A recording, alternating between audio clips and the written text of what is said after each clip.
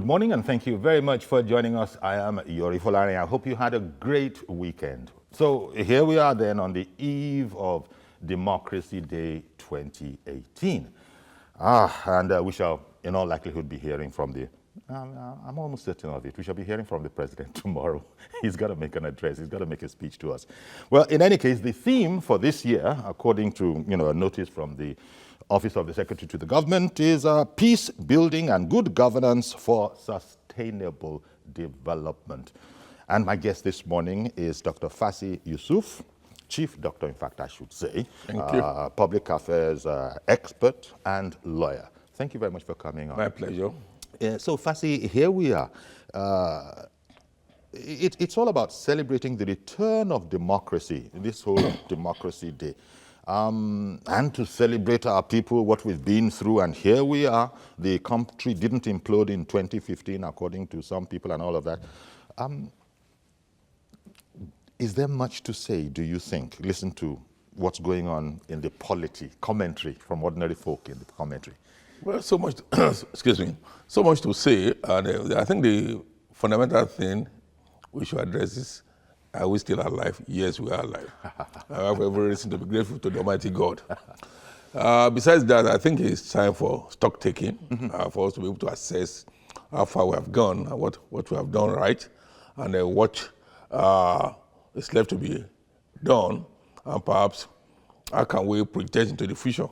So to a large extent, I think it provides us an opportunity for self-assessment,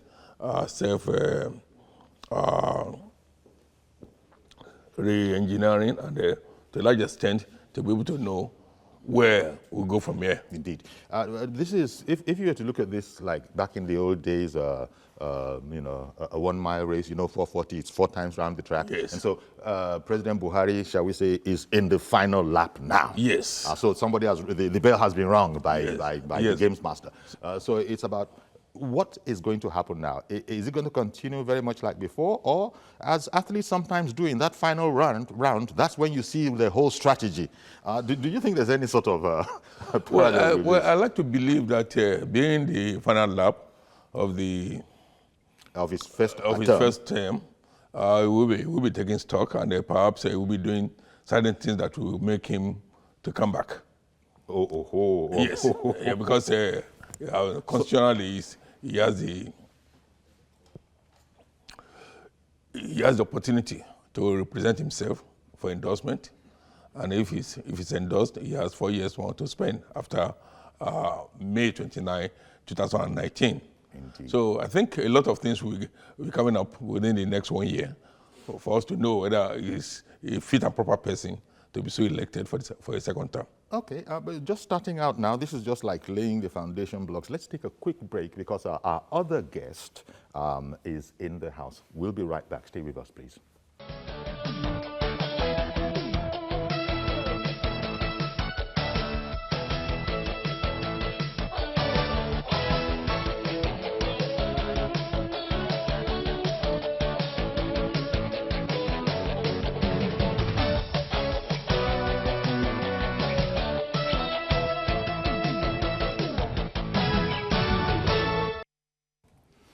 Okay then, so welcome back, and I have a full set now. My other guest is in the house, Dr. Tunji Abayomi, constitutional lawyer, and for that matter, politician. Thank you very much for coming on. It's professional in politics.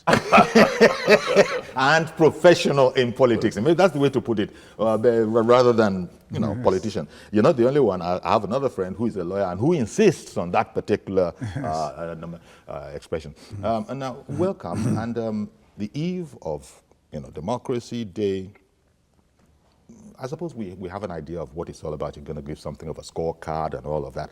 But because it is Democracy Day and it's all about celebrating our return from the harrowing times of the military rule and all of that, maybe could I take your perspective on the quality of the democracy that we are running now? Because it was the ideal. Let the military go. We want to govern ourselves. We even heard that the most war democracy is better than the most benign militocracy. Give me your thoughts on how far we've come. I think it's important. Yes, I think it's important to appreciate that democracy is a difficult system of government. It's very, very important. And it is not just a duty imposed on leadership, but on followership. That's why it's defined as the government of the people, by the people, and for the people. The essential cardinal heart of democracy are the people. Indeed. And there are two very vital aspects of what I will call objects, essential conditions for democracy. The consciousness of the people is crucial. And democracy functions less in a society that is poor, in poverty. Yes. And therefore, one of the most important duties of democracy is to ensure that it reduces poverty. This is essential. And then also that it increases the consciousness of the people. Because you are giving them a very important power. I was part of the struggle for democracy. And it is understood, it is important to understand why we fought for it. Our thinking is that people have nothing. No house in Ikoyi, no house in Matama. They don't have moto ayokele, as they say in Yoruba. They don't even have good roads, no hospitals. But if they can have the power to raise government or bring it down, and they use it effectively, they have everything. Now, the situation that we have in our nation, unfortunately, is that you may say that, quote unquote, the leadership totally oblivious to the rights of the people appear to have approximated democracy. And one of the ways they did that was to take the wealth of the nation, which is essential to develop democracy. Now, it is a complex problem because the people that are doing it are elected. That's why democracy does not necessarily aspire after the good people, but the chosen people. So now, in our nation, my view is that we have advanced. We have not gotten to the plateau of our expectation, but we have advanced. I was one of the leaders in the struggle for democracy under the military dictatorship. Now we have democracy. You can't compare both. Okay, you think we've made progress? We have made progress, as far as I'm concerned. But we need to do more. But here now, to advance that progress, the consciousness of the people becomes paramount. So the consciousness of the people, because they are the people that we elect, direct, raise leaders that will serve them. And until they grow in that consciousness, we may not be able to advance with speed to raise, to meet, to have the objectives, the hopes of democracy. Indeed. Firstly, let me take it from there. Let me bring it from there to you. I suppose, fitting into what Dr. Bayami has just said now, whoever comes into power, whichever party is elected into power, is then going to have its own take on how to get to the promised land, the desired objective. The incumbent, the ruling party, and President Muhammadu Buhari arrived on a theme of change. We can't do what we've always been doing. Things have to change. There are those who are actually almost parodying, but they're just saying that, we heard that then. Maybe I should ask you, how much of change, which was the platform upon which this administration was elected into power, has been seen? And are there difficulties that are understandable as to why critics seem to be emphasizing the point that we haven't seen much change? Do you think they have any case? Sure. They do, because the momentum was dashed. The hope was not too feasible at a stage, because one, the challenge of the president. Number two, the composition of APC, because to me, it's a meeting of strange bedfellows, and they are not at peace with themselves. They have different agenda, but to my mind, what should have been the primary focus should have been the agenda of APC. But to the best of my knowledge, the agenda is not being pursued. Governors will be there pursuing their own agenda. The legislature is pursuing its own agenda. If you go to different states where APC is at the aim of affairs, depending on the whims and caprices of the governor, most houses of assembly are cowed by the governors. And the governors dictate the pace, the activities, the modus operandi of the various houses. Unfortunately, that is also at the federal level, which to my mind would have been normal if other things are falling in place. Because it's the same party that is in power at the federal, the same party that is controlling the National Assembly, the bicameral legislation. But unfortunately, there's no harmony. There's no synchronization of activities to the extent that, this is May now. We are entering June pretty soon. Before the end of this week, we are entering June. And yet, we have not seen the budget. The budget has not been signed. We don't know if by the time the budget that was passed gets to the president, it would detect some flaws and they would want to return some, or perhaps whatever. But the point is, 5 months in a year, 5 months in a 12-month period, the budget has not been seen. So how is it feasible for the government to implement the budget successfully? And advance this change. And they bring succor to the people. So to that extent, I think we need to take a second look and see, is this the type of democracy we really want? Okay. I subscribe to what my learned brother said.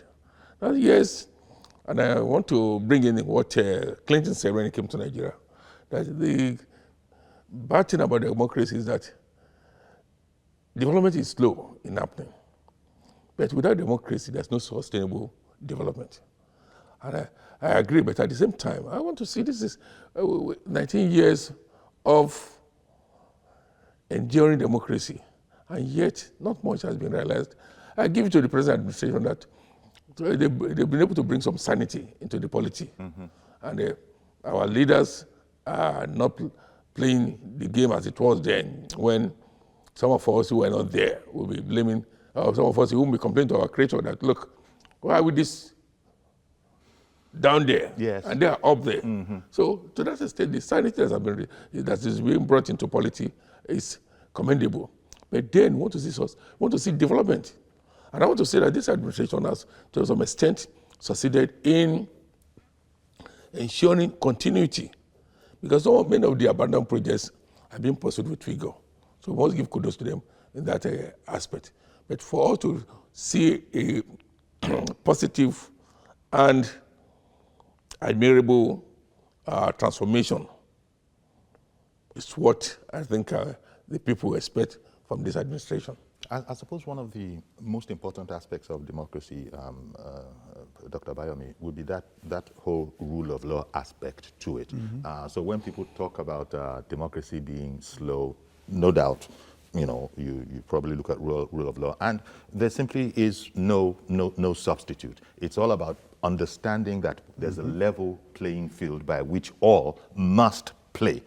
However, that's good for the classroom. When it comes to the real world out there, how it plays.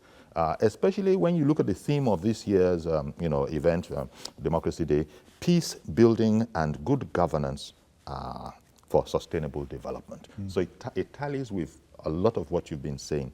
The peace building part, apart from the lack of peace in terrorist infested areas on the one hand, now even within the ruling party, it has its own problems where it cannot be said to be at peace.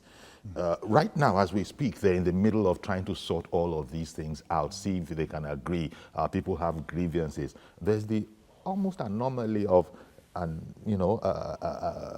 bunch of people from the ousted, at the ballot political party, still within this place, within the ruling party, and insisting on much more than they actually have. Say, look, we're not getting a fair shake here, and all of that.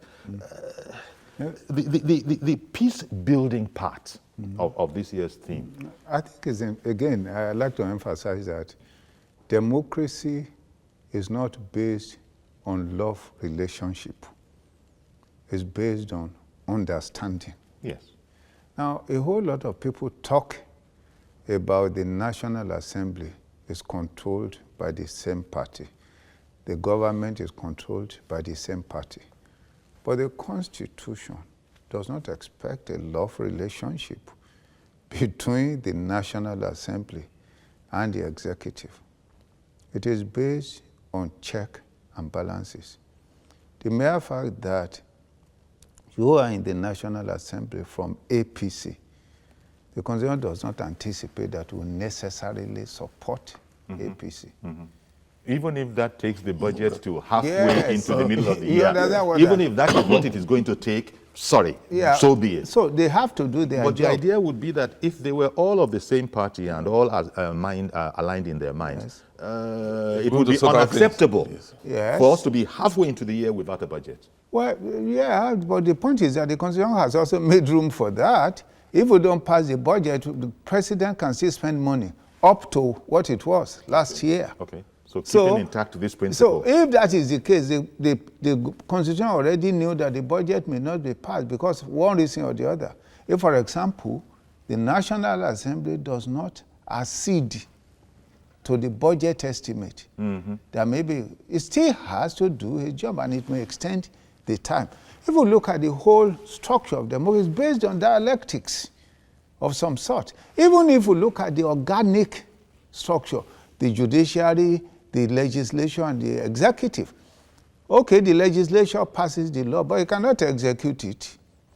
Okay, the executive executes, but it cannot decide its value. It's a court that will do that. So, in order to protect the people from what I call the wild river that loses embankment, without embankment, the democracy organizes in such a way that you don't have a love affair to the detriment of the people. So when people are talking, the instrument of power, like political party, is just an instrument. Those last few words you just added to, Yes. to the detriment of the people. To the detriment of the people. Because what's been going on in this particular administration since inception, Yes. you say it is to the benefit of the people. It is to the benefit. One of the most essential aspects of democracy is to reduce poverty. Democracy finds a difficult path in the midst of poverty. So this government came into power. One of the most essential is to look at the wealth of the nation and to control it. That is why, for example, the president, although he's elected by the entire national electorate, cannot spend money anyhow. That is also why, although the National Assembly can pass the budget, but it has no power to spend.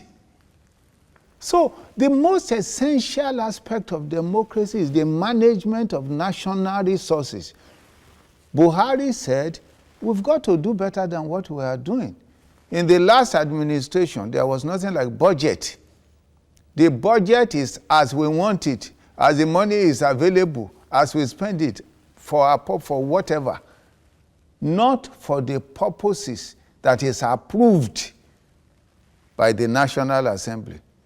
So even if this government has not done anything, it has raised dialogue about how the wealth of the nation is to be used, managed And that is a very important aspect of democracy.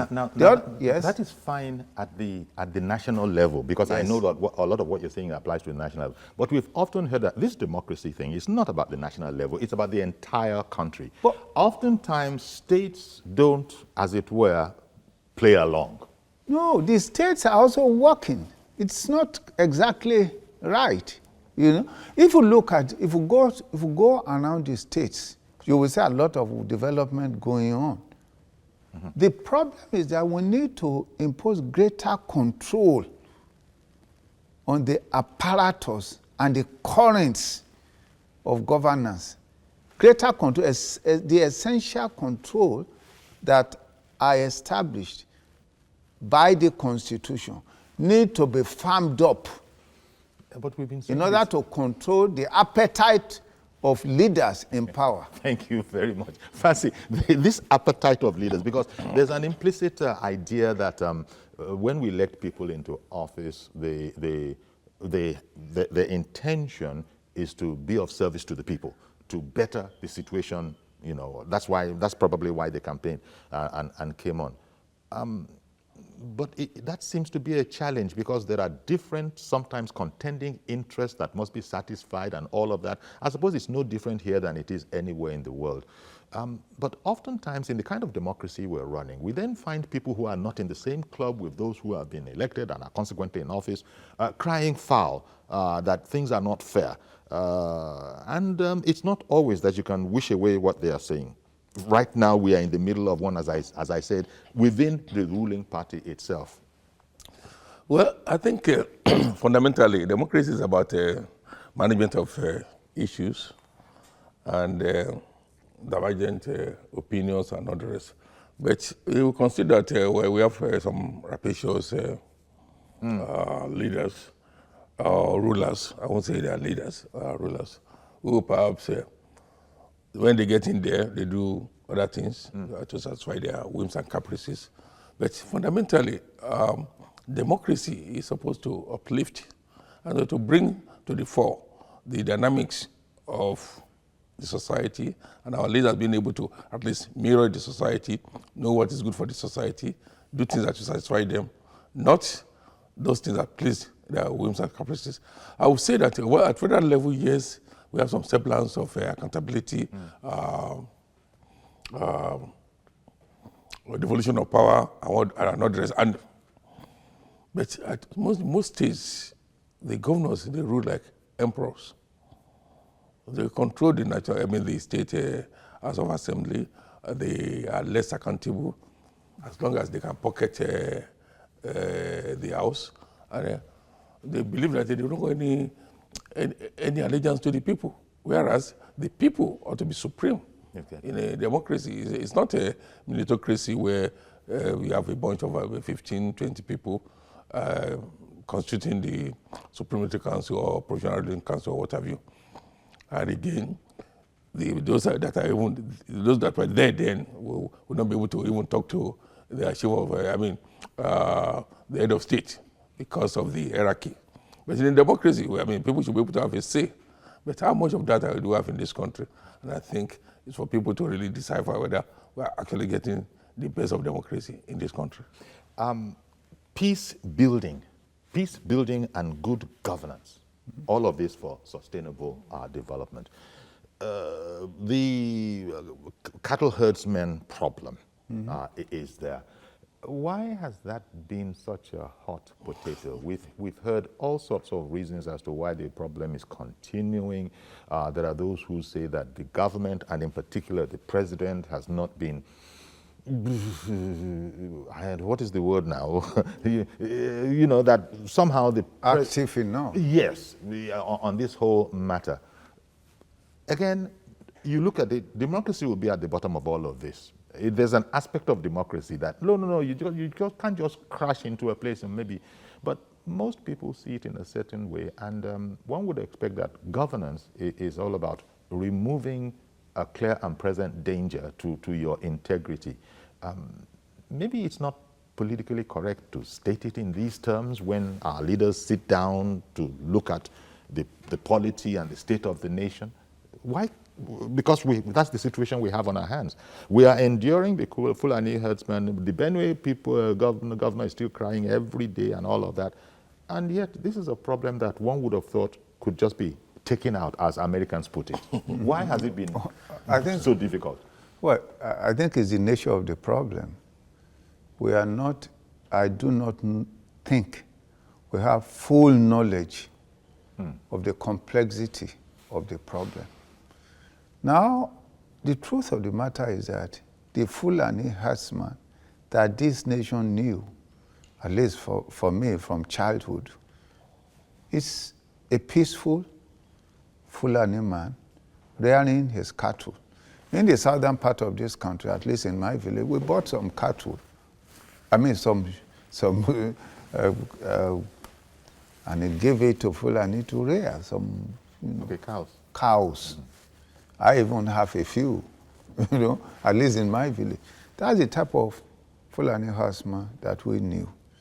And they didn't pose any threat to the well-being or the life of people.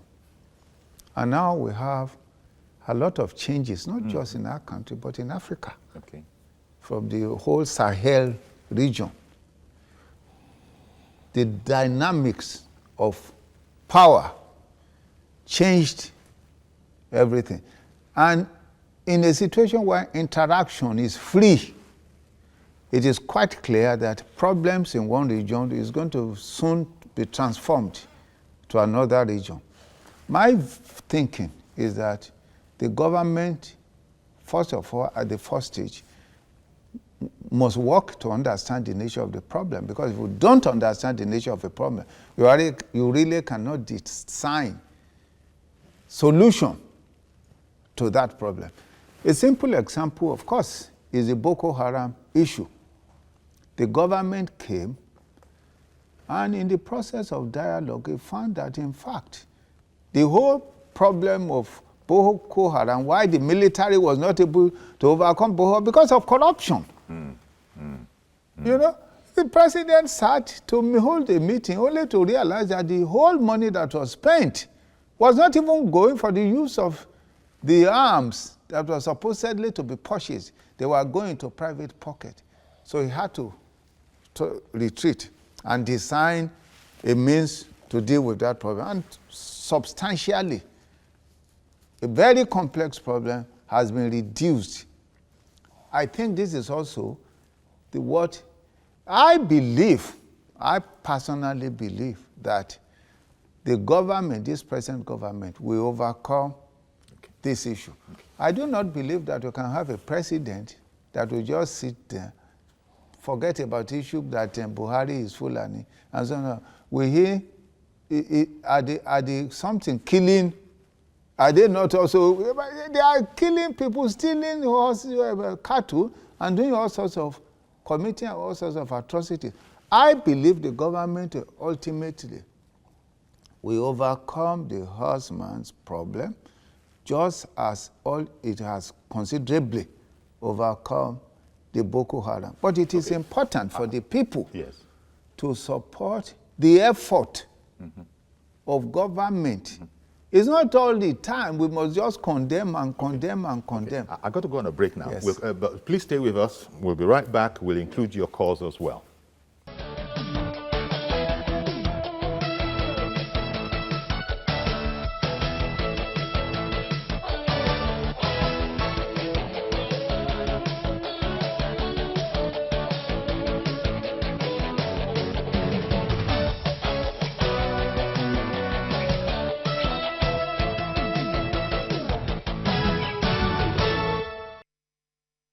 Welcome back.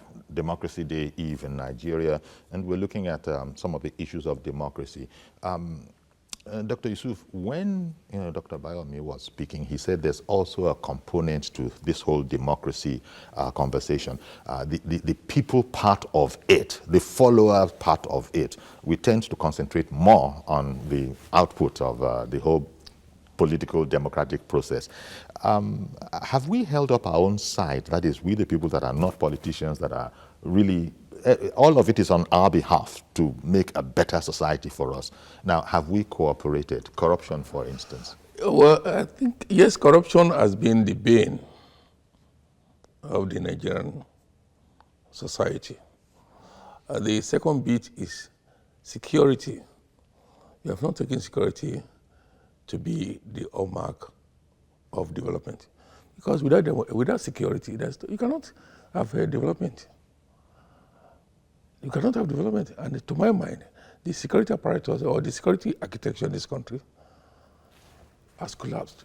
I can only pray that those in charge of our security apparatus will take up the challenge and do something fast, because the people themselves are not willing to volunteer information.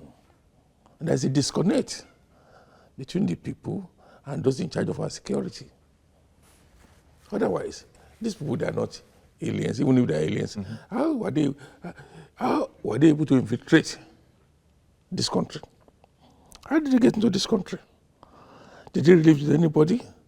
I was on a program here on that day when somebody, a Nigerian, said, a typical Fulani man, if you offend him, will not talk much, Yes. but can phone his friend in Futajalon Island, or in Bamako, or in Senegal. Come over to Nigeria, they're doing this to me, they're doing that to me. Come avenge on my behalf. And yet, the man would traverse the whole land. You remember this joke? I don't know how true it was, but I heard some voice when the Ghanaian president was saying that, look, this is not Nigeria. Yeah. We don't allow this S-men to be roaming our streets. If you see them, deal with them. But you cannot say that in Nigeria because of the complexity of the environment, of the society. But then our people require that the security agencies, we need to take them into consideration and relate with them better. Okay. And again, but for political reasons, Yes. look at what happened, or what has been happening in Benue and Nasarawa. You remember that initially the Nasarawa state government did not support the anti-grazing, anti-open grazing law. And unfortunately, when the crisis started in Benue State, there was this spillover effect in Nasarawa. So the two states are having to battle with IDPC, that is internally displaced people. And then look at what is happening in Kaduna State, especially the Birnin-Gwari axis, Zamfara, the same thing.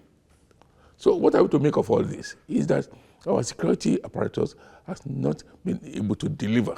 One moment, please. Reverend Dominic, good morning, and thank you for holding on.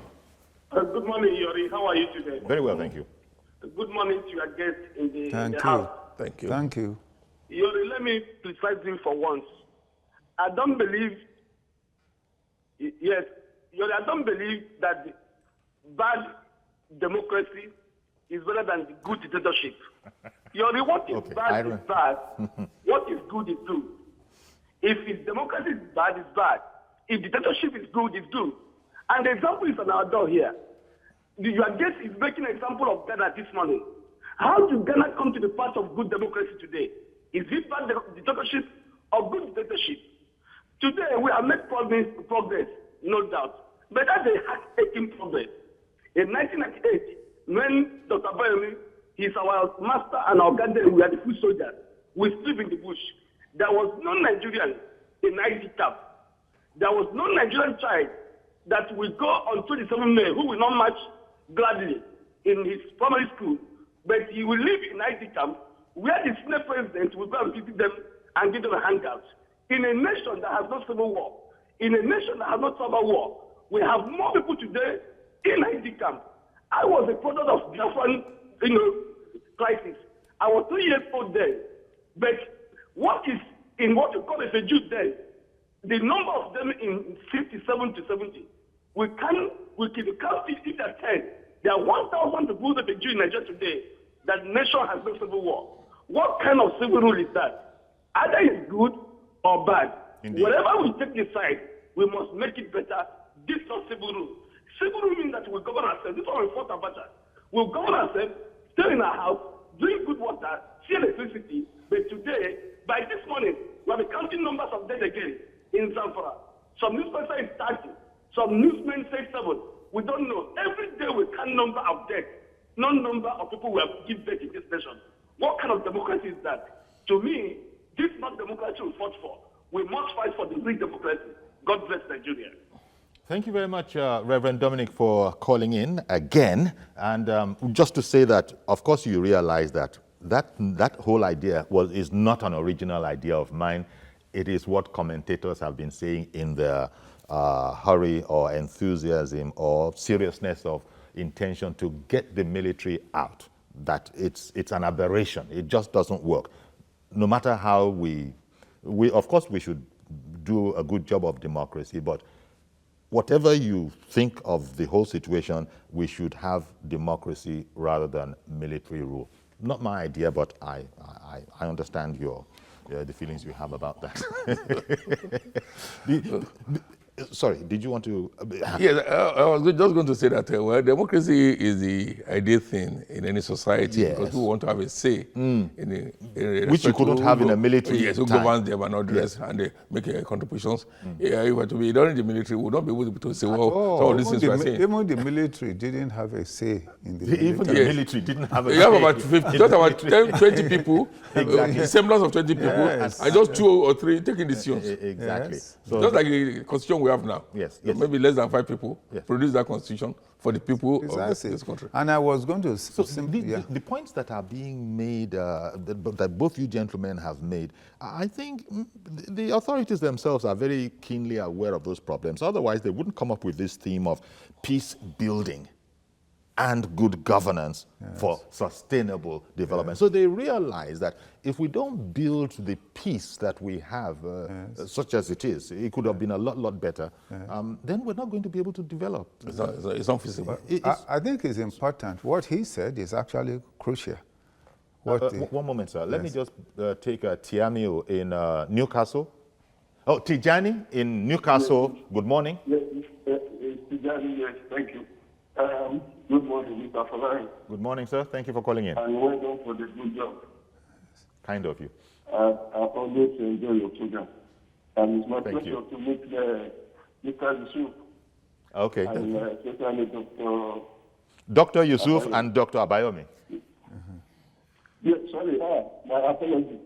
Because It's okay. we are quite familiar with Dr. Abayomi. Yeah, thank you. Well, so I think when we talk about democracy in our country, Nigeria, I think we've moved a bit, we've made a lot of progress.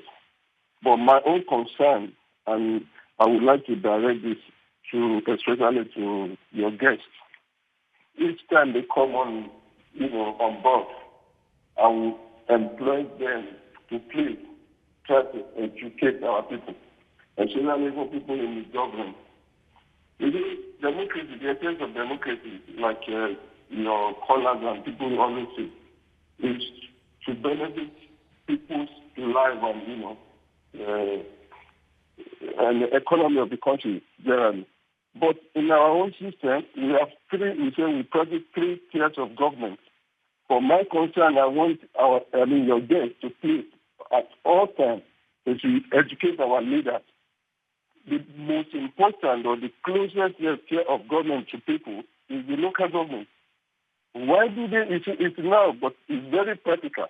When we talk about corruption, even the people in government, they are more corrupt than even the general public. In that, look at most governors, they now pocketed local government.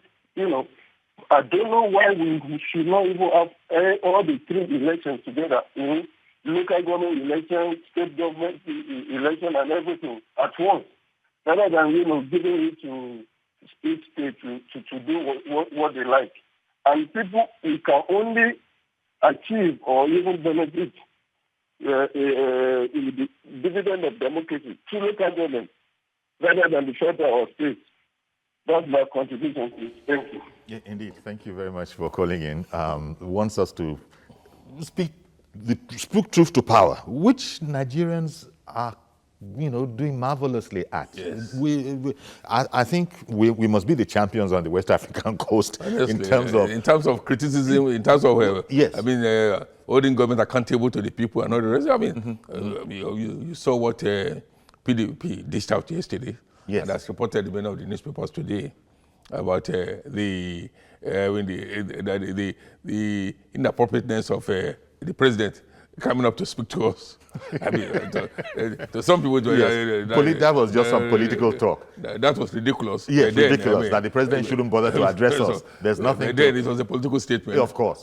They want to score political points. Well, I was just going to say that what the last speaker before him, I think Reverend Dominic. Yeah. Reverend Dominic said it's very essential that we should have the type of democracy we want. I think one of the most tragic aspect of our democracy is that the organic structure, the organic architecture of our democracy did not have the input of the people. I think he referred to it. The Constitution defines democracy in any land. And it is deemed to be a document agreed upon by the people on how they want to be governed. But in the case of our Constitution, we say democracy is the government of the people, by the people, and for the people. The people are totally absent. Alienated. They are totally alienated. In the process, I have said it again and again, that it is not a government that gives a nation a constitution. It is a constitution that gives a nation a government. The reason is simple. The people agree. This is the type of government we want, and they put it into a constitution, encode it into a constitution, which will now produce a government. But if you look at the situation in Nigeria, it's so horrible. Even the governments were already created by the military. Before they have access, before they had access. Mr. Adesina, thank you very much for holding on. We're so sorry. Please go ahead. Good morning, Uncle Yori. Good morning, sir. Thank you for calling. Good morning to the guests in the studio. Yes. Thank you. Uncle Yori, yes, 2018 Democracy Day in focus. That's the topic of discussion. Uncle Yori, I will tell you that of a truth, there is no substitute of democracy to any developed nations. If you look at Americans, people want to run to Americans, want to run to UK, United Kingdom, it's because they have a very stable democracy that is working perfectly well. But in our own case here, what we just need to do is to get the people involved so that with the leaders that should represent us, we will know them from the grassroots, we will know their pedigree. We know that this man that is going to represent us will not steal. It's going to serve the interests of the people. And until we remove self-centeredness, self-management, self-aggrandizement, self in any way, that you see people go there to establish their own self. That is why the common man down to the grassroots is not feeling the effect of democracy yet. But then we are moving forward. But the movement, people that are disappointed, is that there ought to be rapid progress. Yes, the way we are progressing is not, it's like we are crawling, where we ought to be moving in a geometric progression to meet up with the developed world, like America, like Israel, like France and all that. But I think until when we get leaders in all status leaders across the board, from the local government, chairman, governors, legislators, and to the president, when we get the right people, people who are selfless, people who are righteous, people who have the fear of God deep depth in them, and they will know that until they serve the people, their own will come last. Then that is when we are going to get there. We are going to get to the top. And as it is now, because the level of democracy we're playing now is winner wins all. But when you get the people involved, and it's all inclusive government, that the last person at that there will have a say in the politics, how it is being run in the government, then we will not go anywhere. But then we are still making progress, and we need to develop on that we must get this thing fixed. All the functions that is not working perfectly, we can get it work. Right. I want to tell you more, that 180 million people, we cannot be short left of a vibrant and a good leader that can deliver us, that can give us the dividend of democracy we wanted in this country. Good morning, Opuyori. Thank you very much, Mr. Adesina. In Ojo, that was the previous caller that was from the UK, Newcastle. Interesting perspective. And also, I think it was the caller before this that brought up the matter of local government, where everything originates from. But in Nigeria here, it's like the poorer cousin of democracy. Yeah, it's there, but it's not given that focus. I don't think that, look, everything builds from here. In fact, it is those that think that they can't necessarily make it immediately at the perhaps more desirous, and I use that word cautiously, desirous level, that just manage themselves at the local government level. Do you have the sense that this is an important, is it omission? That is the word omission, that we don't take seriously the local government, or as seriously as we could, putting quality people in there, people that could be senators, for example. If by the caliber, the quality, could be senators, but are serving in the local government, as you see in other clients. I don't necessarily believe in that, but you see, my submission is this. It is the way it's being practiced by the various state governors. If they empower the local government, they should be able to perform. If they hold them accountable, they should be able to perform. But in a situation where governors hijack the responsibilities of local government and they see the local government as an extension of state government, then it becomes difficult because the chairman now will now hold allegiance to the governor, not to the people. Because they believe that their salvation lies with the various governors and the various houses of assembly. And that is where the problem lies. You see, this is a type of democracy, not necessarily. Because they say democracy is different from place to place. You see, there have been cases where a governor will just suspend local government chairman without recourse to the constitution. And by the time the chairman decides to take it up, he goes to court and all the rest. The process, the whole gamut of seeking redress and all the rest, the 3 years is gone. And that is why some of them will just say, look, I don't want to cut any trouble for myself. Let me just play along. At the end of the day, the people, the citizenry, they suffer. So it goes back to what Dr. Mahami said about the people holding up their end of the whole democratic Yes, seesaw. because the fundamental problem is with our constitution. Okay. You see, the constitution is a fraudulent document. The present constitution is a fraudulent document smuggled in. Like he told you, and everybody knows. Because it doesn't really reflect us. It was when Obasanjo, after he was sworn in, that he saw a copy of the constitution, because it was still in the mail. Mazi Okoroafo, thank you for holding on. Good morning. Yeah, good morning, Professor Yuri. Good morning, Dr. Fayomi. Good morning, Dr. Mazi, you have joined them. Why have you joined them, Mazi? No, what you haven't got is dashing you. Honestly, you're already speaking like a professor. You don't need that degree. It's already there, whether they like it or not, Professor. Nigerians today need dividends of democracy at this 8th assemble and uninterrupted 19th democracy to flow. Our health sector needs total overhauling so that the poor will benefit health-wise. It's very, very disheartening that today the nurses are still on strike. And I was told that the jails are going to court with the government. Now, knowing the system, our court system, how it operates, I wonder what will happen for the masses. Now, look at our educational sectors. What is happening there at this 19th assembly? This is the time I thought I need a situation whereby all the schools in Nigeria will properly equip. I agree that the federal government is giving food, I agree, but the school fees and the facilities are not there. Something has to be done. Nigerian government should make education free from primary to secondary school to university. Now, let me give you an answer. There was a paper presented by the President of Ghana, Republic of Ghana, just 2 days ago, at the University of Oxford. Now, what was it? The Ghana president said, as far back as 1970s and 80s, that Nigeria was a booming country that everybody in any part of the world, any part of the world, would be rushing to Nigeria. Let me just give that to you. Now, you ask yourself, the military regime that was in that period over 30-something years, if we take record, let us tell ourselves the truth.